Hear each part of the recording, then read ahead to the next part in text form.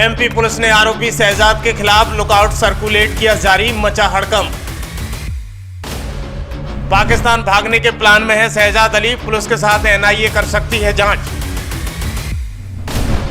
55 साल की उम्र, ठेले पर कपड़े बेचने वाला कैसे बना 200 करोड़ से अधिक की संपत्ति का मालिक।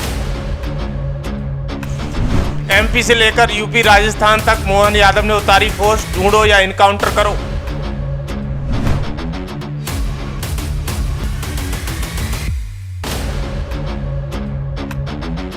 मध्य प्रदेश के छतरपुर सिटी में कोतवाली पर हुए पथराव के बाद आरोपी हाजी शहजाद अली के घर पर बुलडोजर चला दिया गया। शहर के मस्तान साहब कॉलोनी में स्थित इस मकान की कीमत करोड़ों में आंकी गई। इसका एक वीडियो सोशल मीडिया पर जमकर वायरल हुआ। अब धीरे धीरे हाजी शहजाद अली की कहानी खुलकर सामने आने लगी। कैसे कुछ सालों तक पहले ठेले पर पुराने कपड़े का कारोबार करने वाला इस शख्स की प्रॉपर्टी की कीमत करोड़ों में पहुंच गई। सूत्रों के अनुसार एक ऐसा शख्स दावा करता है कि शहजाद अली के भाई शहजाद ने उनकी करोड़ों की जमीन पर कब्जा कर रखा है। उन्होंने ये भी दावा किया है कि शहजाद ने आतंक के दम पर करोड़ों की प्रॉपर्टी खड़ी की है। तो क्या उत्तर प्रदेश का अतीक अहमद मध्य प्रदेश में शहजाद अली बन चुका है? आइए हम आपको बारी बारी से बताते हैं कि क्या है शहजाद अली का आतंक मध्य प्रदेश में।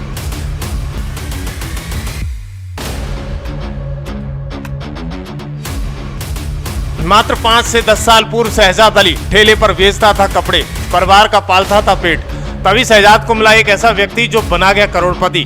घर पर कार्रवाई के बाद ईडी की एंट्री और एनआईए कर सकती है पूछताछ। शहजाद के पास कुबेर का धन मिला है। जिस शहजाद को निर्दोष बताया जा रहा है, ओवैसी राहुल और इमरान प्रतापगढ़ी इसका कांड सुनकर होश उड़ जाएंगे।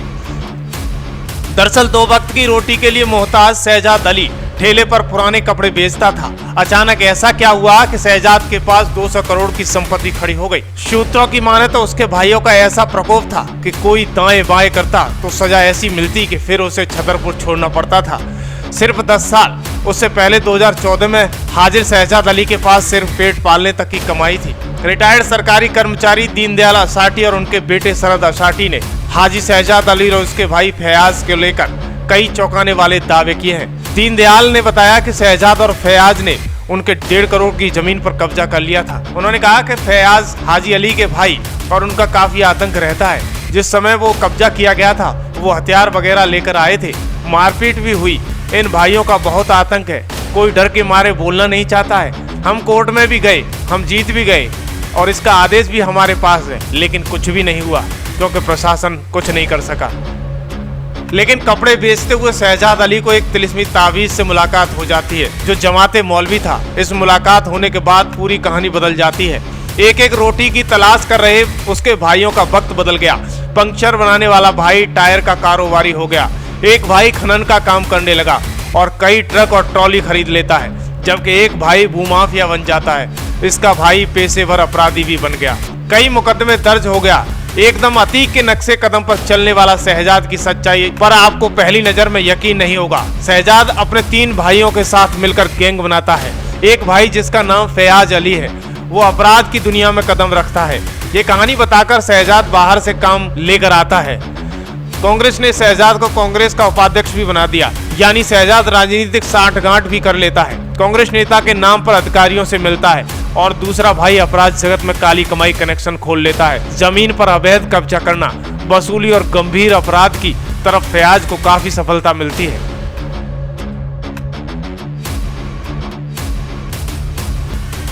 असाटी ने बताया कि बैंक से लोन लेकर जमीन खरीदी थी और रिटायर होने के बाद अब बहुत दुख होता है। उन्होंने कहा कि थाने में कोई सुनवाई नहीं होती। उन्होंने कहा कि थाने में कहते हैं कि पटवारी को लेके आओ, इनको लेके आओ, प्रशासन भी उनके साथ है।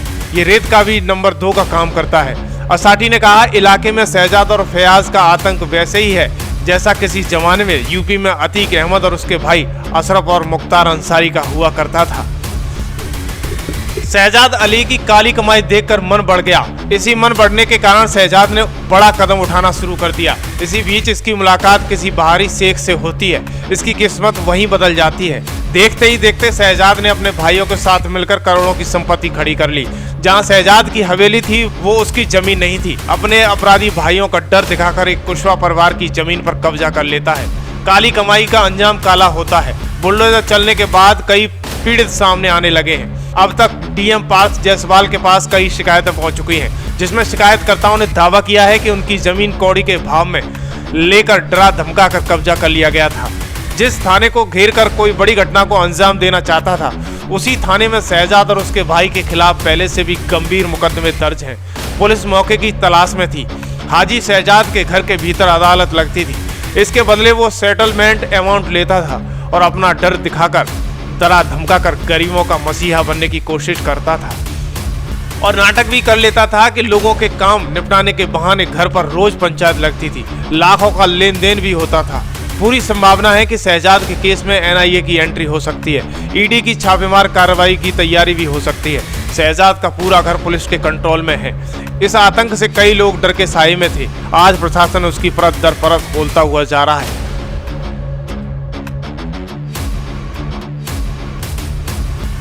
शहजाद के टूटे घर को देखकर इमरान प्रतापगढ़ी के साथ कांग्रेस को भारी भरकम दर्द हो रहा है। प्रियंका गांधी तो अपनी प्रतिक्रिया भाजपा सरकार को सोशल मीडिया एक्स पर घेरती हुई नजर आई हैं। मध्य प्रदेश के पूर्व सीएम दिग्विजय सिंह, जिनका दावा है कि शहजाद को परेशान किया जा रहा है, वो निर्दोष है, उसने कोई गलत काम नहीं किया है। लेकिन सवाल ये है कि शहजाद इतना ही अच्छा होता तो मात्र 10 साल पहले ठेले पर कपड़े बेचने वाले के पास अचानक 200 करोड़ से ज्यादा की संपत्ति कहां से आई? ये कांग्रेस के लिए सवाल। वीडियो से ये भी देखा गया है कि खुद शहजाद मीठी बातें करता है। वीडियो में ये भी देखा गया है कि खुद शहजाद मीठी बातें करता है। इसका एक भाई डर दिखाता है, तीसरा भाई काम लाता है और चौथा भाई जमीन कब्जा कर लेता है। पुलिस और सरकार का कोई डर नहीं होता है। थाने पर भी जमकर पथराव हुआ क्योंकि उसे अपनी पावर का गुरूर था। थाने पर जाने से पहले घर पर पूरे समाज की मीटिंग होती है। रात्रि को फुल प्रूफ प्लानिंग बन जाती है कि सुबह क्या करना है, कैसे भीड़ इकट्ठी करनी है। रात्रि को सबको मैसेज सर्कुलेट कर दिया जाता है। फिर उसके बाद पुलिस पर जमकर पथराव किया जाता है। इतना ही नहीं, बताया जाता है कि इसके कनेक्शन बड़े बड़े शेखों से विदेशों में भी हैं। यहाँ तक कि ये भी रहता है कि इसके मिलने वाले पाकिस्तान में भी रहते हैं।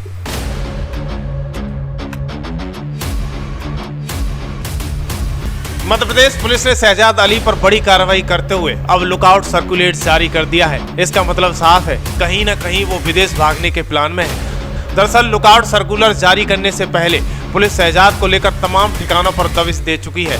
शहजाद का इस पूरे मामले के बाद एक वीडियो भी सामने आया था। उस वीडियो के आधार पर पुलिस को लोकेशन भी मिली थी।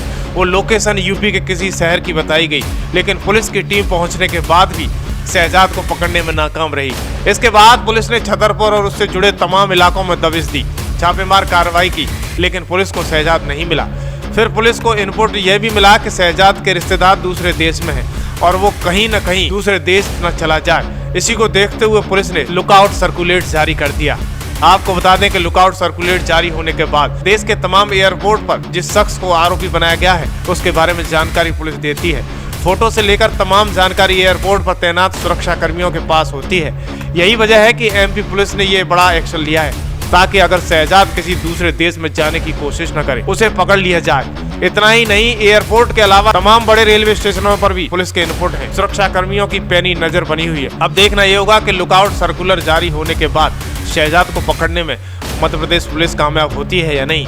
लेकिन अब सबसे बड़ी बात यह है कि यूपी से पहुंचा बुलडोजर शहजाद अली उर्फ अतीक अहमद को कब तक अपने शिकंजे में लेता है, क्योंकि अभी तक फरार चल रहा है। लेकिन जिन गरीबों की जमीन पर कौड़ियों के भाव कब्जाया गया, उन्हें इंसाफ मिलने का वक्त आ गया है, क्योंकि अब शहजाद के साथ साथ उसके भाइयों पर भी कार्रवाई होगी। एक एक कर काली कमाई का हिसाब मोहन यादव लेंगे, क्योंकि इसका असर भारत की राजनीति के अलावा पाकिस्तान में बैठे उसके आका खून के आंसू रोएंगे।